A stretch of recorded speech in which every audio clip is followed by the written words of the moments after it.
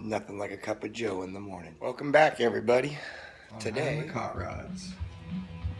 This thing needs a bumper. I gotta pull the bed off this truck to start doing what I'm gonna do to it, but before I do that, I'd like to get this bumper set in stone here a little bit. So let's start chopping stuff up. First things first, we gotta get this license plate out of the way. Alright, so this is what we're gonna start with here. This is 60 to 66 bumper, I believe, for the front of like a C10. Let's see how it fits in this condition. Alright, let's grab this thing. This is the outside. So I chose this bumper because of the contour in it. It matches the truck real nice. The contours and the fenders and the doors. I think it's gonna work pretty good. So what we're gonna have to do, I've done one of these before. Put that up to the fender. You can see a little wide there. So we'll have to cut about 11 inches out of the center of this, and we're gonna add a piece of steel in here all the way along to fill that. We gotta plug all these holes. These holes right here are extremely difficult because they're indented in, so we'll have to make, and this has to be flat because it's getting chrome, so it's a lot of work, tedious. We're going to start by stripping all the paint off of this thing. So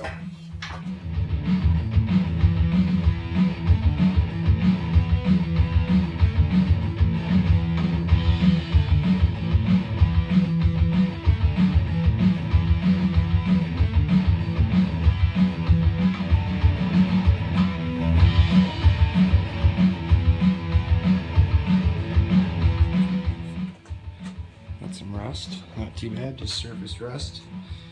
It was taking too long to get it off with the sander. I was going to try and get the majority off with the sander and then go over it with that surfacing tool. It was just taking too long, and the aircraft remover made quick work of it.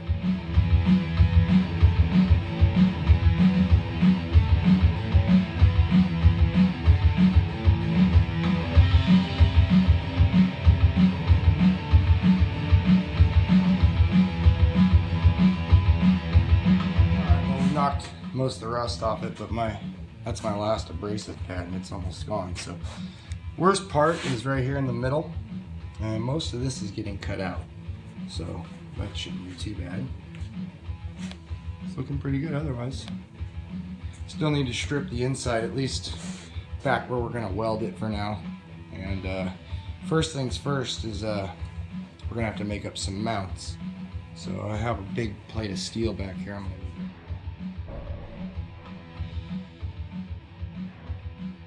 Well, I accidentally had that on slow motion, so that should be interesting. This is actually an old plate, an old jig for when I did the long travel trailing arms for the Razor, and I don't think I'm going to be building any more of those soon. So we're going to cut this up and clean it up and turn those into, there's plenty of steel here to make a couple mounts. And I don't know if it's quarter or 3/16. It might be quarter. It's pretty thick, so perfect amount of steel to make some mounts with. Let's get her done. Alright, we just put some tape on the chassis there, and those are my 3/8 mounting holes that are bungs are welded in. So we're gonna probably put the bumper up here on jack stands and get under there and do some CAD work, and we'll transfer it over here. I got some must for rust on this right now, trying to break some of that loose before I grind it down. Clean it up. Let's get started.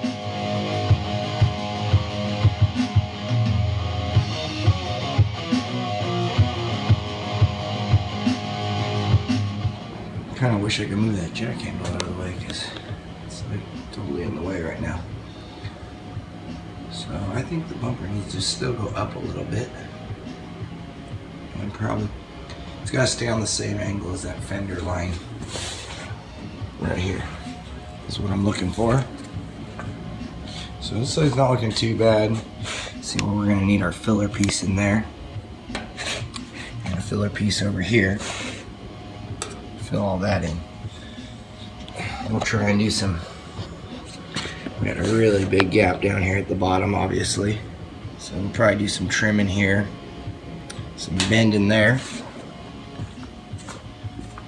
And on this side, yeah, we'll just leave it like that. That looks good. What do you guys think?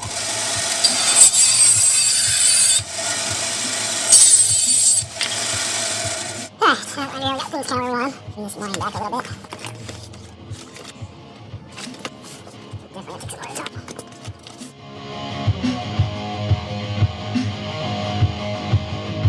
We got our template pretty well refined. These are going to take a minute to cut and drill and figure out what else we got to do to them to make them attach to the bumper. So.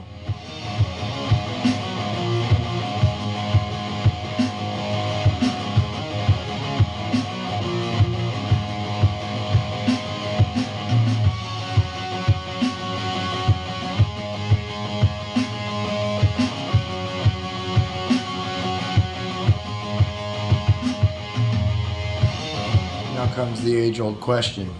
How do we cut this steel? So, I do have a plasma cutter. I only have 110 in this garage, no 220, so that ain't happening. It'll cut 1/8 inch, but nothing this thick. We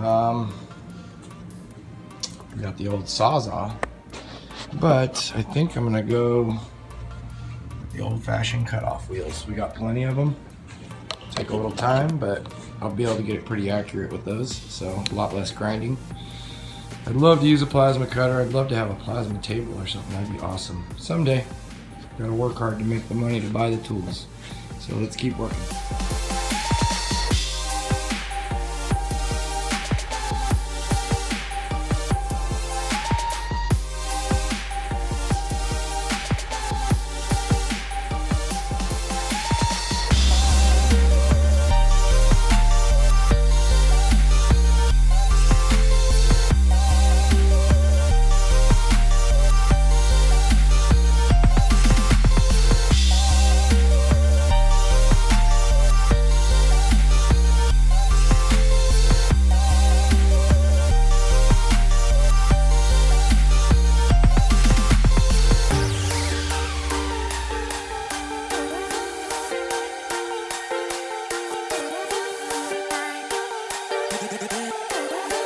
Alright, so those are fitting nice.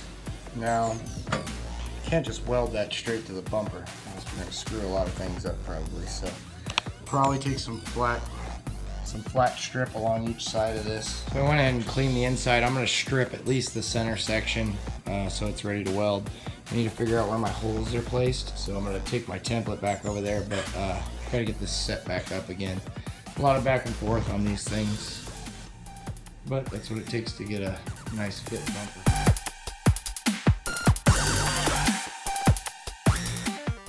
Well, while we're waiting for that to do its thing, I think all it's doing is actually cleaning the thing. I went ahead and marked these. Luckily, when I built this chassis, I used a template to put my bungs in, so they're identical on both sides. So that makes it easy. These are still welded together. We'll stick them in the drill press, drill 4 holes, and slot them. So here we go.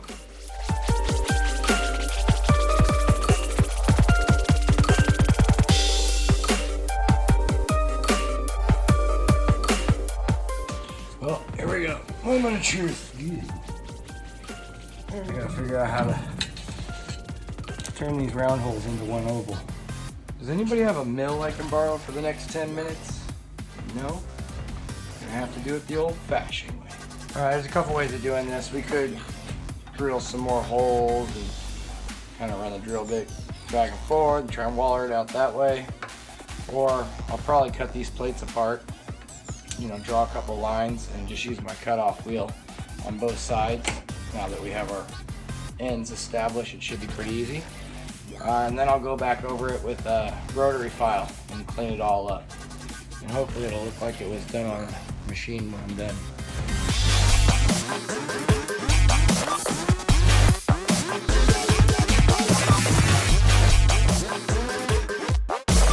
Alright, I got this thing chucked in here, and I just basically took this little whatever washer sleeve, fit on there nicely. so I know my ends are pretty close.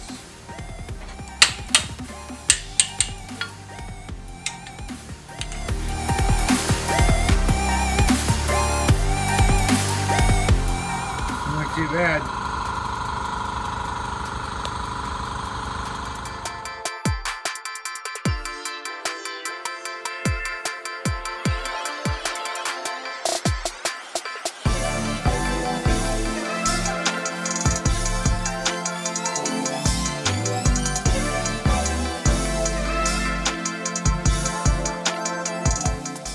Alright, there's our big beefy bumper mount.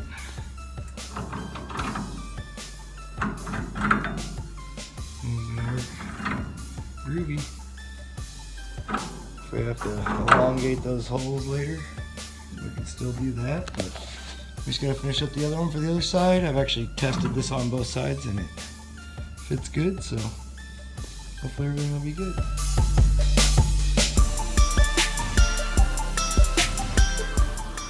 Alright, so we got the other one done. Slowly you see. So let's go ahead and mount these up, kind of permanent. So we're gonna need some grade 8s, I guess, and some washers.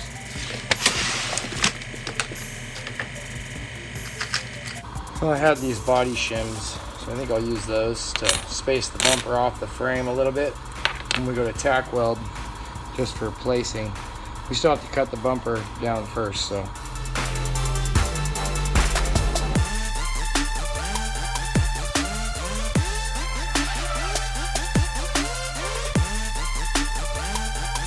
I just realized I recorded all that in a time lapse. So let's try this again. So this is the end of day 1. Takes 3 to 5 days usually to do a bumper tuck like this, so just depending on how everything goes. So you can see where we are so far. I got it really far out right now. It's spaced as far out as it can go. It'll go in about another 1.5 inches, so. My adjusters down here. All the way out. I don't think you can see it, but. So, this is the start of it. What it's gonna look like here. Not bad. Better than this side. Got a lot of work to do. Well, see you guys tomorrow.